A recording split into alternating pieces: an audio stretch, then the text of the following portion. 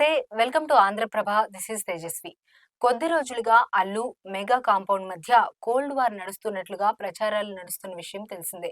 ఈ ప్రచార సమయంలో అల్లు అర్జున్ చేసిన పని అగ్నికి ఆజ్యం పోసినట్టయింది.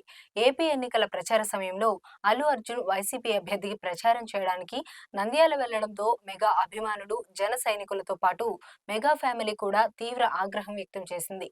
మాతో ఉంటూ ప్రత్యర్థులకు పనిచేసేవాడు మావాడైనా పరాయివాడే. మాతో నిలబడేవాడు పరాయివాడైనా మావాడే అంటూ కొన్నిదెళ్ల నాగబాబు చేసిన ట్వీట్ ఎంత చర్చకి దారితీసిందో మనము చూసాము. నాగబాబు తన ట్వీట్లో అల్లు అర్జున్ పేరు రాయకపోయినా కూడా ఆయనని ఉద్దేశించే అలా ట్వీట్ చేశాడని అందరూ అభిప్రాయపడ్డారు.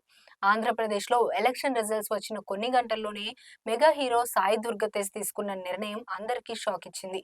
పవన్ కళ్యాణ్ ప్రమాణ స్వీకారం కార్యక్రమానికి అల్లు ఫ్యామిలీ ఎవరూ హాజరు కాకపోవడంతో సాయి తేజ్ తన సోషల్ మీడియా అకౌంట్స్ లో అల్లు అర్జున్ని అన్ఫాలో చేశాడు. దానికి నిహారిక స్పందిస్తూ ఎవరి కారణాలు వారికి ఉంటాయని ఆమె చెప్పింది. దాంతో నిహారిక ఈ ఇష్యూ విషయంలో స్టాండ్ ఏమిటనే విషయం బయటకు వస్తుందని అందరూ భావించగా చివరికి నిరాశే ఎదురైంది.